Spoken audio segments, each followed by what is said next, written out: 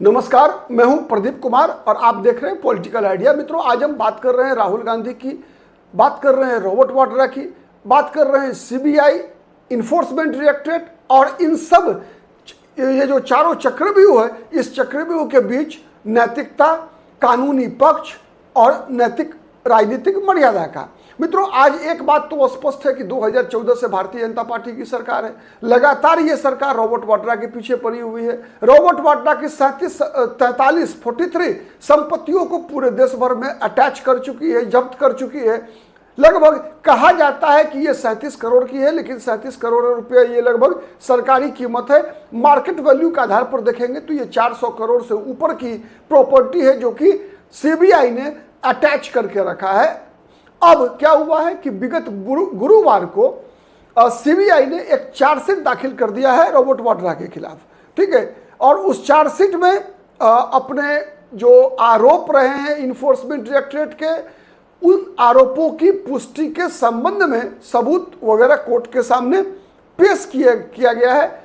और इसके बाद अब राहुल गांधी का एक बयान आता है। राहुल गांधी इसके पक्ष में ट्वीट करते हैं। राहुल गांधी ने ट्वीट किया कि लगातार 10 वर्षों से भारतीय जनता पार्टी की सरकार, नरेंद्र मोदी की सरकार रॉबर्ट को परेशान कर रही है। तो ये परेशानी केवल रॉबर्ट वाड्रा को नहीं है, बल्कि रॉबर्ट वाड्रा के साथ साथ राहुल गांधी ने बताया कि राहुल गांधी की उनकी बहन, मतलब मेरी बहन प्रियंका, बच्चे सब के सब मानसिक प्रताड़ना के शिकार हैं।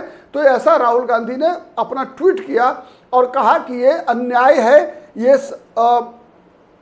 लेकिन एक बात कहा कि हम लोग इसका पूरा सामना करेंगे। ये राजनीतिक विद्वेष और बदले की भावना से ये सब किया जा रहा है। हम इससे डरने वाले नहीं हैं। लगातार 10 सालों से हम लोग प्रताड़ित हो रहे हैं। केवल रॉबर्ट वाड्रा नहीं, बल्कि उसमें अपने बारे में भी जोड़ दिया कि जिस प्रकार से केंद्र की सरकार जो है लगातार प्रवर्तन निदेशालय, सीबीआई वगैरह का इस्तेमाल कर रही है अपने राजनीतिक हित साधने के लिए, ये कहीं ना कहीं इस बात का तरफ भी इशारा करता है कि सरकार की नीयत जो है वो अच्छी नहीं है, ठीक है।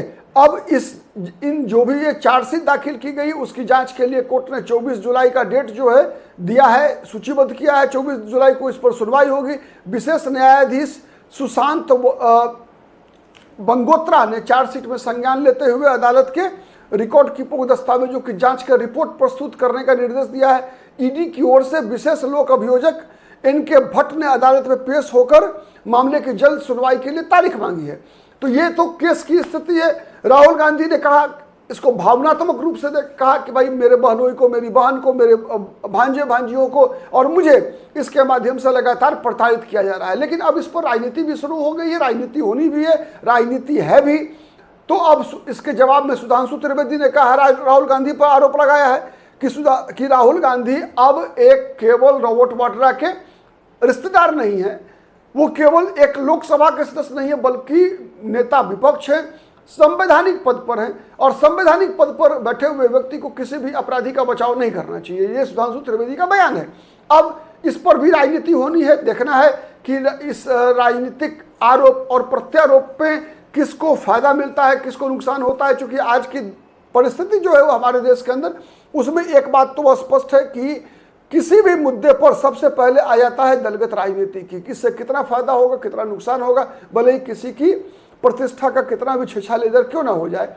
तो सवाल दूसरा भी है। सवाल यह भी उठता है कि 11 सालों से सीबीआई और इन्फोर्समेंट डायरेक्टरेट जांच कर रही है, सब कुछ सीज कर चुके, तो फिर चार्जशीट दाखिल करने में इतना समय क्यों लगता है। और चार्जशीट अगर दाखिल हो गया तो सरकार को यह प्रयास करना चाहिए कि इसका स्पीडी ट्रायल कराए, स्पीडी ट्रायल कराकर मामले को खत्म करे। क्योंकि आप कितने वर्षों तक किसी व्यक्ति को मुद्दा बनाकर राजनीति करते रहेंगे। आज अगर केवल रॉबर्ट वाड्रा की ही नहीं, आप देखिए पूरे गांधी परिवार पर भी एक तरह से मुकदमे चल रहे हैं। मैं इस बात को जस्टिफाई नहीं कर रहा कि केंद्र सरकार की कार्रवाई सही है या गलत है। वो जाने केंद्र सरकार, जानेगी सबूत, जाने अदालत। क्योंकि जब मामला सब जुडिस है तो किसी भी पत्रकार को, किसी भी राजनीतिक विश्लेषक को उस पर टिप्पणी नहीं करनी चाहिए। ठीक है, नंबर 1। नंबर 2, एक भारत के नागरिक के रूप में भी हमें वो धैर्य दिखाना चाहिए, हमारे अंदर वो पैसेंस होना चाहिए कि हमें अदालत के फैसलों पे भरोसा करना चाहिए। नंबर 2। नंबर 3, लेकिन इस बात की चिंता अवश्य होनी चाहिए कि इस पर राजनीति ना हो। इस पर अगर कोई दोषी है, चाहे वो कितना भी बड़ा व्यक्ति क्यों नहीं हो, उसे सजा मिलनी चाहिए, उसे मुरव्वत नहीं होनी चाहिए। लेकिन अब हम सजा न दिलवाएं, 25 साल तक केस को चलाएं और उस व्यक्ति को प्रताड़ित करते रहे, उसके साथ उसके पूरे परिवार को प्रताड़ित करते रहे और जनता के बीच जाकर उसका चरित्र हनन करते रहे और उस पर वोट मांगते रहे, तो ये गलत है। वोट तो आपको वैसे ही मिल जाएगा अगर वो व्यक्ति गलत है, अगर और वो सजा याफ्ता हो गया तो वोट तो वैसे ही मिलेगा। बिहार की राजनीति एक बहुत बड़ा उदाहरण है। जिस प्रकार से सजा याफ्ता होने के बाद जितने भी राजनीतिक नेता थे बिहार में, चाहे वो लालू प्रसाद यादव हो, डॉक्टर जगन्नाथ मिश्रा हो, चाहे वो जगदीश शर्मा रहे हो, कोई भी रहे हो, सजा याफ्ता होने के बाद, जेल जाने के बाद उनकी राजनीति खत्म हो गई। तो वैसे ही जब इतने बड़े आरोप लगेंगे और कार्रवाई हो जाएगी तो राजनीति तो वैसे ही खत्म हो जाएगी। आपको तो 10 साल के लिए बेनिफिट मिल जाएगा। तो फिर ये केस मुकदमे में इतने दिन तक फंसाकर किसी का चरित्र हनन करना, ये कहाँ तक उचित है? ये सवाल है। मैं आप दर्शकों के लिए भी छोड़ता हूं कि आप अपनी भावना, अपने विचार, अपने कमेंट के माध्यम से जरूर व्यक्त कीजिए। देखिए, मैं बताऊं, लोकतंत्र में सबसे बड़ी ताकत होती है संवाद की। संवाद कभी भी एक तरफा नहीं होता और ये सोशल मीडिया की ये ताकत है कि मेरे जैसा व्यक्ति आकर आपके साथ संवाद भी कर रहा है। अदरवाइज आज से 15 साल पहले क्या स्थिति थी? आज से 15 साल पहले ये स्थिति थी कि ये सोशल मीडिया था नहीं, यूट्यूब पर बातें होती नहीं थी, ये फेसबुक था नहीं, बातें कहाँ होती थी? आप दूरदर्शन देखते थे या प्राइवेट बड़े बड़े न्यूज चैनल देखते थे, उसमें बड़े बड़े पत्रकारों को देखा करते थे, प्रणब राय, विनोद दुआ, रवीश कुमार, पुण्य प्रसून वाजपेयी, ठीक है, तो ऐसे ऐसे पंकज पचौड़ी, ठीक, नगमा, ऐसे ऐसे बड़े बड़े पत्रकारों को आप टीवी पर देखा करते थे जिनकी ताकत किसी केंद्रीय मंत्री से कम नहीं हुआ करती थी। हमारे आप जैसे सामान्य लोग अपने विचारों का आदान प्रदान नहीं किया करते थे। ये सोशल मीडिया की ही ताकत है। तो इसीलिए ये संवाद दो तरफा होना चाहिए। आप दर्शकों से भी आग्रह है कि आप अपनी भावना, और आपकी भावना से हम भी ये समझ पाते हैं कि हमारे अंदर भी जो त्रुटि होगी हम उसको भी सुधार सकते हैं। हम एक दूसरे से ही सीखते हैं, ये समाज का नियम है। खैर, उसकी बात हम किसी और अन्य दिन करेंगे। लेकिन आज जिस प्रकार की राजनीति हो रही है कि अपने विपक्षी दल के नेता, आप अगर दोषी है आप कार्रवाई करिए, कोई दिक्कत नहीं है, आप फ्री छोड़ दीजिए जांच एजेंसियों को, कार्रवाई करें, अदालत में जाए, सजा दिलाए। लेकिन जो भारत में एक और बात में आज मौका मिला है, मैं बस शेयर करना चाहूंगा आपके साथ कि भारत में न्यायिक सुधार की भी आवश्यकता है। भारत जैसे देश में जितनी बड़ी आबादी है उसकी तुलना में जो है बहुत सारे सुधार करने की आवश्यकता है।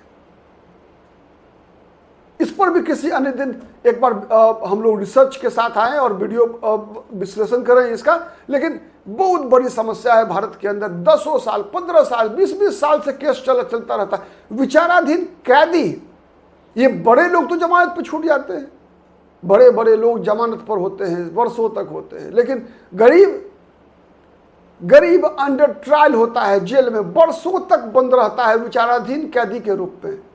वर्षों, 10-10 साल, 15-15 साल आप कई जेल में जाकर देखेंगे तो अंडर ट्रायल जो है ना, कई लोग जेल में बंद होते हैं। ठीक है, खैर इसकी पर भी हम लोग बाद में चर्चा करेंगे। लेकिन सबसे बड़ी बात है कि इसके माध्यम से जिस प्रकार से लगातार गांधी परिवार को प्रताड़ित हो रहा है, ये न्यायोचित नहीं है। आप सभी मुकदमों का आप स्पीडी ट्रायल चलाइए ना, नीतीश कुमार की सरकार ने बिहार में करके दिखाया था।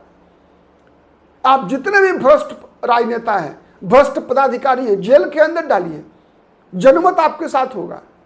लेकिन इस पर राजनीति मत कीजिए,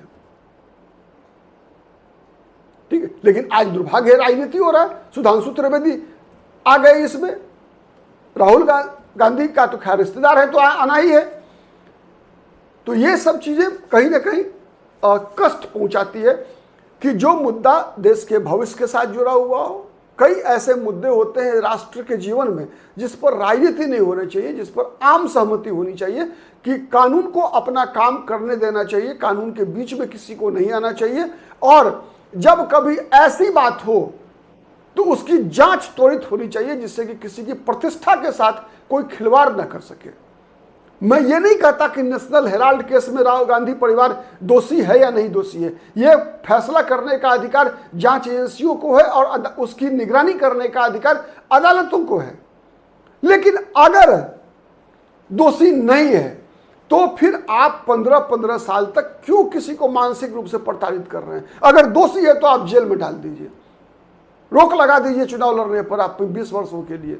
ये होती है ईमानदारी और ये होता है राष्ट्र का भविष्य में राष्ट्र एक नजीर पेश करना। नहीं तो अपराधियों को भी लगेगा कि यार 20-20 साल तक तो केस चलता, तब तक तो हम मर ही जाएंगे, तो क्यों नहीं अपराध करो, क्यों नहीं भ्रष्टाचार में शामिल रहो। तो ये सब चीजें महत्व रखती है। आज के लिए इतना ही, बहुत बहुत धन्यवाद, नमस्कार, जय हिंद, जय भारत।